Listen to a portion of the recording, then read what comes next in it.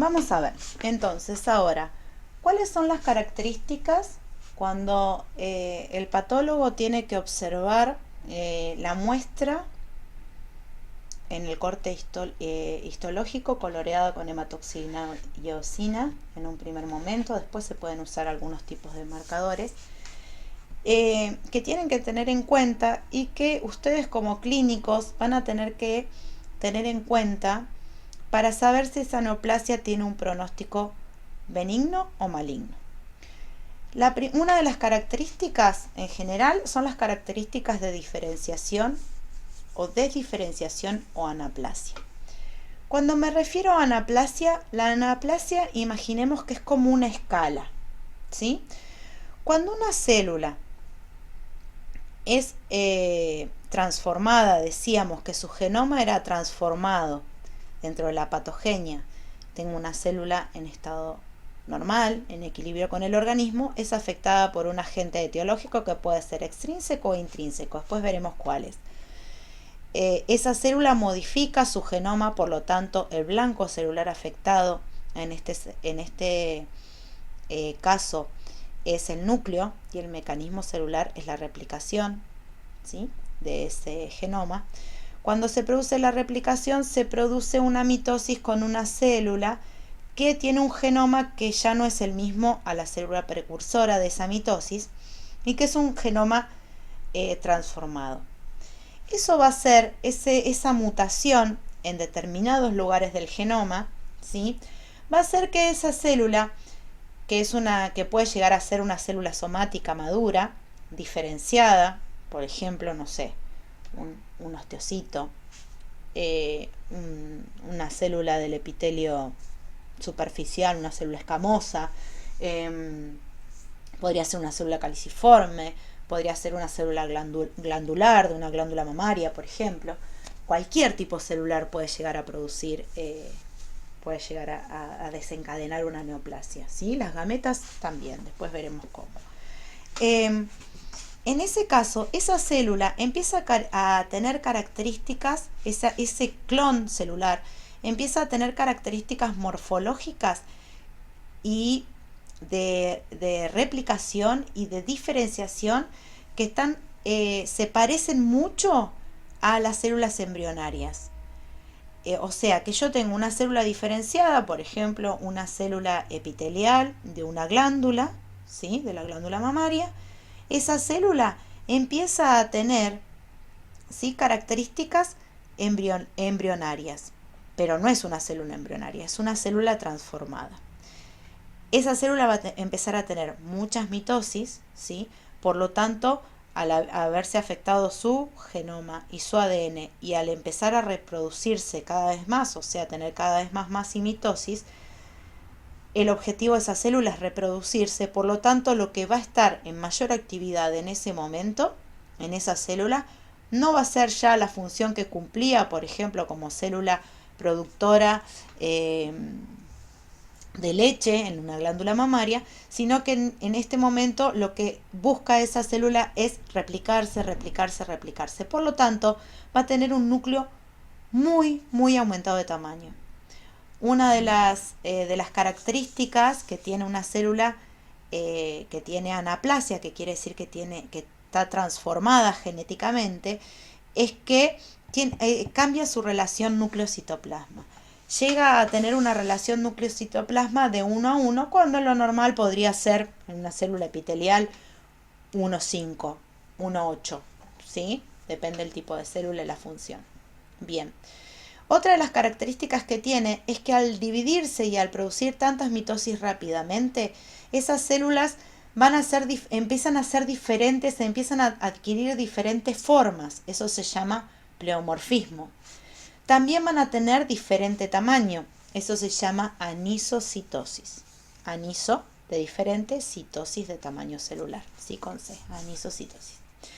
Otra de las características que puede llegar a tener es la pérdida de la polaridad. Imaginemos otra vez el ejemplo de la célula epitelial de la glándula mamaria que crece en forma de acino, una célula al lado de la otra, ¿sí?, formando un acino. Cuando se replican y se reproducen y tienen tantas mitosis y se dividen tan constantemente, esa forma acinar se pierde, ¿sí? Y eso se llama perder la polaridad. Tiene un crecimiento anárquico. ¿Qué quiere decir? Un crecimiento desordenado, sin seguir un patrón. Entonces, una célula que está transformada tiene anaplasia. Ahora, esa anaplasia puede ser muy poquita o puede ser cada vez mayor. Mientras más grande sea la anaplasia, mayor va a ser el pleomorfismo, mayor la relación núcleo-citoplasma, mayor el anarquismo celular, mayor la anisocitosis. ¿Sí? Es como si fuese como que voy subiendo el volumen en una escala, ¿no? Mientras más anaplasia, más características de pronóstico maligno va a tener esa neoplasia. ¿Sí? Ya cuando estoy hablando de que esa célula tiene características anaplásicas, ya estamos hablando de un mal pronóstico. Bien, ¿cuáles son las posibles causas entonces que pueden llegar a producir las neoplasias? Pueden ser unas por un lado, por ejemplo, extrínsecas ambientales, agentes físicos, químicos o biológicos, por ejemplo, dentro de los físicos las radiaciones ultravioletas, dentro de los químicos algunos tóxicos o compuestos químicos carcinogénicos, por ejemplo, el arsénico en el agua. ¿Sí? El arsénico en el agua puede producir, como es un veneno de tipo acumulativo, puede llegar a producir, ir acumulándose en el hígado y producir cambios en el genoma de las células hepáticas y producir un carcinoma hepático con el tiempo. ¿Sí? Biológicos, ustedes habrán visto en algunas enfermedades, cuando vieron, si es que ya vieron virología, por ejemplo, los oncovirus. Son virus que al usar la maquinaria celular y principalmente el genoma para poder replicarse, incorporan a ese genoma mutaciones que hacen que después esa célula, ¿sí?, se transforme en una neoplasia. Y después hay otro factor que es el genético, ¿sí?, o interno, que es un factor hereditario que se transmite de los padres a la descendencia, ¿sí? A veces se combinan las causas, digamos, una genética actuaría como un factor intrínseco, ¿tá?, porque están los genes del individuo predisponente, y al ser combinado con un agente extrínseco desencadenante, se desencadena la enfermedad como cáncer. Por ejemplo, en el caso de medicina humana, por ejemplo, el cáncer de laringe y de pulmón puede estar dado genéticamente, transmitirse de los padres a hijos, ¿sí? Pero sí va a tener mucha más probabilidad una descendencia que genéticamente tenga el factor intrínseco para desencadenar cáncer de laringe o pulmón, si ese paciente además es fumador. Estoy hablando de ejemplos humanos, no me imagino las vacas fumando, pero bueno. Otro, por ejemplo, en el Hereford, que es una raza de producción bovina, ¿sí?, que son aquellos animales que se combinan varios factores. Una de las características de esta raza es que es una raza traída de Inglaterra y se trae por sus capacidades productivas de ganancia diaria de peso, su capacidad reproductora como madre, como padres, como un montón de características que tienen muy buenas, ¿sí? Se trae ese ganado de Inglaterra a la Argentina, por ejemplo. Por una cuestión climática, en Inglaterra siempre están los días más bien nublados, ¿sí? Los veranos no son ni tan secos, ni hay tantas radiaciones, tanta exposición a radiaciones ultravioletas como pasa acá. Entonces, en Inglaterra las traen acá, son esos animales que tienen en la cara y alrededor de los ojos principalmente de color blanco, ¿sí?, sin pigmentación. El pigmento, en general los pigmentos como la de melanina o todo lo que tenga color, generalmente protege las radiaciones ultravioletas. Entonces, una predisposición racial, que es la característica de la raza que tiene la cara blanca, sumada a el cambio de ambiente y la presencia de mayor exposición a radiaciones ultravioletas, sumado a la exposición de enfermedades como la queratoconjuntivitis, va a dar como resultado que los animales de esa raza acá en este ambiente desarrollen un carcinoma espinocelular. Después lo veremos más adelante. Entonces, fíjense que hay combinación de factores predisponentes y factores desencadenantes.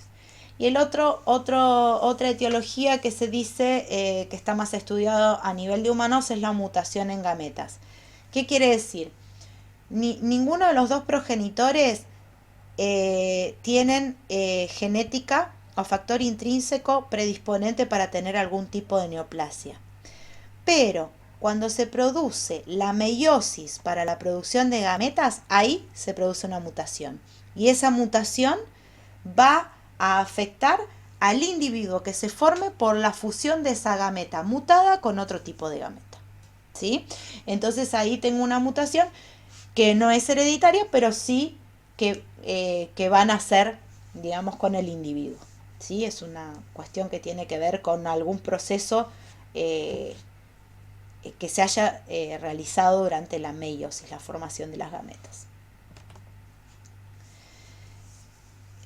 Vamos a hablar sobre la patogenia y la base molecular de la patogenia. El daño es genético, ¿sí? Por lo tanto, el blanco celular afectado va a ser el núcleo, ¿sí? El mecanismo, la replicación. Bien, ahora, dentro del genoma de una célula somática cualquiera, no se va a afectar, no afectándose, perdón. Dentro del genoma se puede afectar, el agente etiológico puede afectar a distintas partes de ese genoma. Pero para que se desencadene una neoplasia tiene que afectar a diferentes lugares del genoma particulares que se llaman blancos o dianas, ¿sí? Estos son los protooncogenes, que son unos genes particulares que están en el genoma de todo tipo celular, que al verse afectados por el agente etiológico se transforman en oncogenes. Esos oncogenes empiezan a sintetizar oncoproteínas. Y esas oncoproteínas, ¿se acuerdan que todo lo que es onco estaba relacionado con la neoplasia? Desencadenaban la formación de la neoplasia. Otra cosa que puede pasar es que el agente etiológico afecte a genes que son supresores tumorales. Genes que tienen la función de suprimir aquellas células que estén con alteraciones en su genoma. Otro lugar donde puede afectar el agente etiológico es en aquellos genes reguladores de la apoptosis, ¿sí? Son aquellos genes que cuando una célula pasó un periodo de tiempo o tiene una falla en su replicación, en su reproducción, cuando se detecta una mitosis, una mutación, la inducen a esa célula directamente a apoptosis. Y otro de los blancos o dianas a los que se puede afectar el agente etiológico, o sea, los distintos agentes etiológicos pueden afectar a cualquiera de estos, pueden ser en los genes reparadores del ADN. ¿Qué pasa? Cada vez que una célula se divide mediante una mitosis, cuando se duplica ese genoma, ¿sí? Hay genes que reparan el ADN en caso que fuesen fallas. Si esos genes no están funcionando, cualquier falla o mutación que haya dentro de la codificación de ese genoma, ¿sí? Se va a manifestar a la descendencia como una mutación. Entonces, la base molecular desde la patogenia, donde afectan los agentes etiológicos, pueden afectar a los protooncogenes, a los genes supresores tumorales, a los genes reguladores de la apoptosis o a los reparadores del ADN. ¿Sí? A cualquiera de esos 4 genes que se afecte va a desencadenar una neoplasia. ¿Qué pasa? ¿Qué características tienen las células transformadas, que son estas células que yo les decía anteriormente que tenían anaplasia? Por un lado, no necesitan promotores de crecimiento, no hay ningún factor de crecimiento que la afecte, ni estimulante ni inhibidor, ¿sí? Ellas mismas generan las propias proteínas que actúan de manera autocrina, estimulan su propio crecimiento. Son insensibles a los inhibidores de crecimiento que nombraba anteriormente, evaden la apoptosis, ¿sí? Ahora vamos a ver por una activación de una enzima que se llama telomerasa. Tienen replicación ilimitada, o sea, se replican y se replican y se replican. Además, estimulan la angiogénesis normal. ¿Se acuerdan cuando hablábamos de reparación que decíamos cuando un tejido se reparaba y era dañado algún vaso, se producía la angiogénesis por proliferación de angioblastos? Bueno, las mismas células neoplásicas estimulan la angiogénesis normal del organismo. ¿Para qué? Para nutrirse.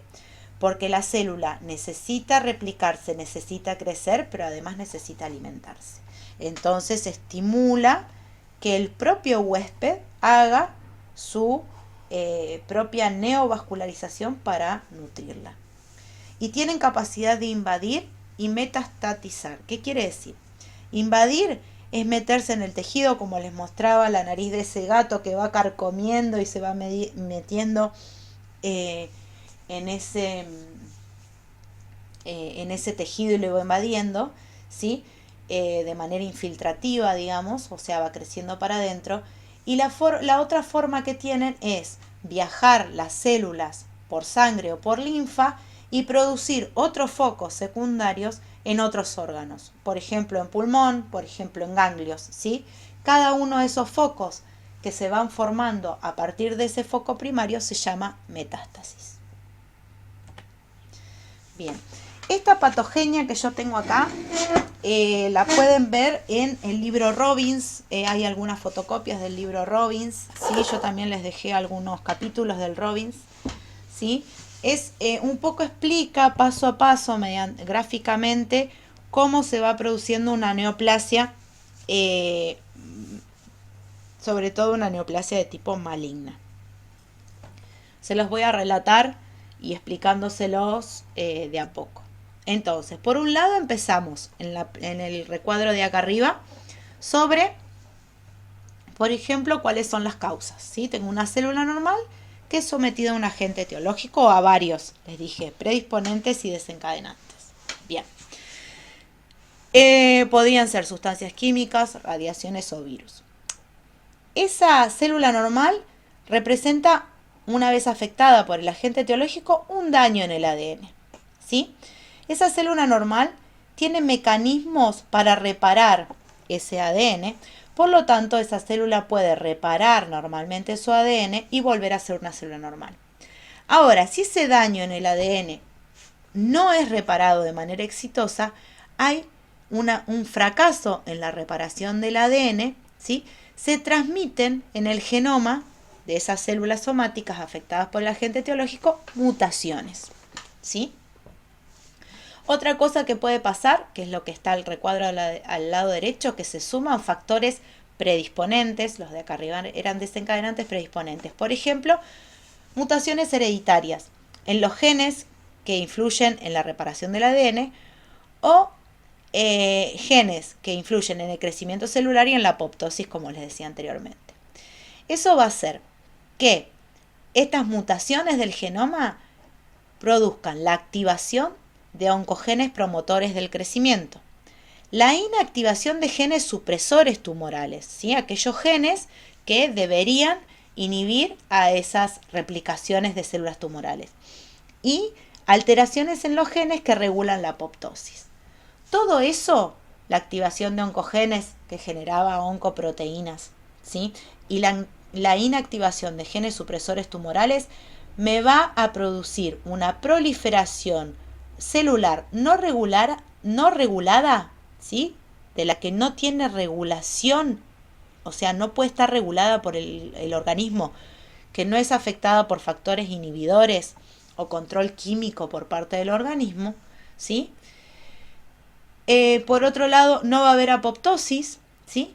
Va a hacer que ese clon con el genoma mutado, ¿sí? Se empiece a expandir. ¿Qué quiere decir?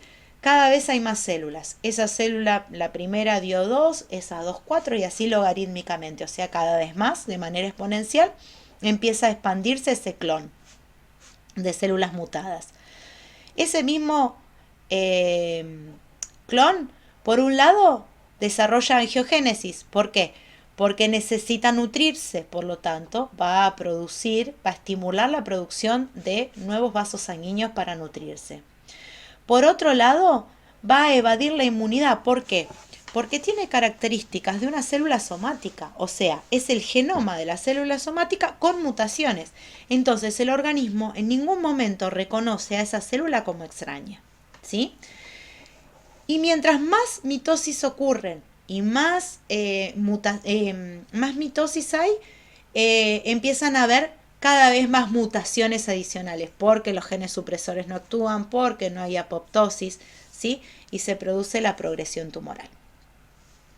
Cuando la neoplasia empieza a crecer, tiene cada vez mutaciones, se empieza a tener esas células cada vez mayor grado de anaplasia, que se acuerdan que era la característica esta embriológica de crecer muy rápido, de alterar la relación núcleo-citoplasma, etc. Empieza a invadir y produce metástasis, se produce una neoplasia de tipo maligna, ¿sí? Todo este verso complicado que les dije es la patogenia, o sea, desde que actúan las causas hasta que se desarrolla una neoplasia maligna. Acá hay un ejemplo, una explicación del gen P53. El gen P53 es uno de los genes también afectados por los agentes etiológicos que pueden desencadenar también una neoplasia. ¿Cuál es la función del gen P53? Si ustedes se ponen a leerlo en el Robbins, van a tener en el Robbins muchas páginas, 5 o 6 páginas que explican, nombrando diferentes genes uno por uno, ¿sí? Muy fino, las funciones y cómo ocurre toda esta patogenia. Este cuadro que aparece en el Robbins me parece el más claro, ¿sí? Como para explicar qué pasa con el gen P53. ¿Qué pasa con el gen P53? Es un gen que cuando una célula normal somática tiene una mitosis, ¿se acuerdan cuando hablamos en reparación de las células lábiles, las células estables y las permanentes? Sobre todo en células lábiles y células estables, que pueden tener mayor probabilidad de tener mitosis, ¿sí? Cuando ocurre la mitosis, puede pasar que en esa replicación celular ocurra un daño, ¿sí? A nivel del genoma. Entonces, el gen P53 que está ahí, lo que hace es detectar ese daño en el genoma e inmediatamente inducir a la célula y detenerla en periodo G1, ¿sí? La detiene en G1. ¿Para qué la detiene en G1? No la deja que siga su ciclo celular, sino que le da tiempo a los genes reparadores del ADN que se repare ese ADN. Cuando el gen P53 la induce a G1, la deja ahí en G1 como estacionada, se repara el ADN, esa célula, una vez que el ADN está separado, puede continuar con su ciclo celular. Si no lo puede lograr, el gen P53 induce a esa célula a apoptosis, o sea, una muerte celular programada. Bien, ¿qué pasa si el gen P53 no funciona? Una célula que tenga un daño en su genoma nunca se va a detener en G1, nunca va a tener el tiempo para poder reparar ese genoma y tampoco, si no funciona, va a ser inducida a una apoptosis. Por lo tanto, esa célula se va a seguir reproduciendo, va a generar clones de sí misma, más mitosis, más mutaciones adicionales y una nueva neoplasia se va a formar, ¿sí? Este es otro de los genes que se afectan para la formación de una neoplasia. Bien, para ir terminando, ¿sí? En la parte de generalidades todavía queda bastante más. ¿Cómo hace una célula de una neoplasia, este clon celular transformado para diseminarse por el organismo?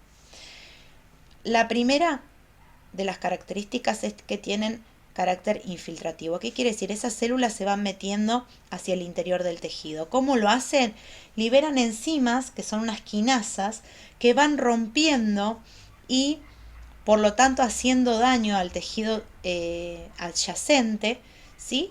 Y se van metiendo esas células adentro del tejido. Y en ese meterse adentro del tejido, invadir ese tejido, puede llegar a caer al interior de un vaso. Una vez que la célula neoplásica o el grupo de células neoplásicas, ¿sí? Esta célula transformada, está adentro de un vaso sanguíneo, por ejemplo, se transforma en una sustancia que está en circulación por el organismo, que se denomina émbolo. En este caso va a ser un émbolo celular. ¿Qué va a pasar con este émbolo? Va a empezar a circular y cuando el capilar o el vaso sanguíneo se haga cada vez más chico a nivel de, por ejemplo, arteria, arteriola o vénula, ¿sí? Va a detener su circulación, ¿sí? Va a formar una embolia y una vez detenida su circulación empieza a crecer, a expandirse ese clon en una neoplasia de tipo secundaria, ¿sí? En otro órgano o en otra parte del mismo órgano, ¿sí? Formando una metástasis. A otro vaso que pueden migrar y también formar émbolos son a los vasos linfáticos, donde van a hacer metástasis en un primer momento en los ganglios linfáticos.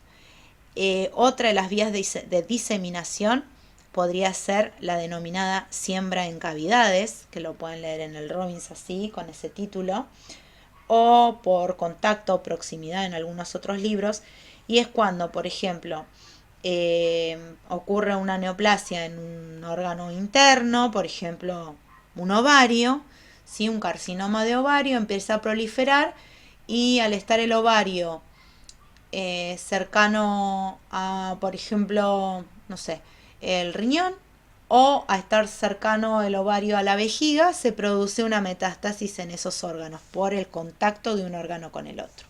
Eso sería la siembra en cavidades. Y otra que es característica en los animales es el TBT o tumor venéreo transmisible, o tumor de Sticker, donde se implantan células neoplásicas de un animal a otro. ¿De qué manera es una neoplasia? El TBT o tumor venéreo transmisible es una neoplasia que afecta a la vulva de las perras y al pene y prepucio de los machos. Entonces, durante el coito se implantan las células neoplásicas de un animal a otro. En seres humanos no se ha reportado este tipo de contagio. Y también por los hábitos que tienen estos animales de olfateo, la metástasis se puede producir en la nariz, en los hollares, en cercanías de la boca por el olfateo directamente, ¿no? Del contacto con los genitales. Bien, acá está otra de las características macroscópicas. Bueno, para ir terminando, el diagnóstico anatomopatológico macroscópico es importante la descripción, ¿sí? La forma, tamaño, color, consistencia, ubicación, distribución, cómo lo veo, si creció para adentro, si creció para afuera, como les decía anteriormente. Una correcta anamnesis, tengo que saber, las neoplasias malignas tienen un crecimiento muy rápido, ¿sí? Entonces, por ahí el animal no tenía ningún síntoma y en cuestión de días o menos de un mes aparecieron los síntomas, ¿sí? En cambio, las neoplasias benignas son de crecimiento mucho más lento, ¿sí? Una correcta anamnesis. Y después, dentro del diagnóstico histopatológico, tenemos que tener en cuenta cuál es el tipo celular afectado, si es una célula epitelial, si es una célula de tejido conectivo, cómo está ese núcleo, ¿sí? Y las características morfológicas que tiene esa célula. Bueno, acá hay un caso, así que hasta acá cerramos. La semana que viene veremos más casos.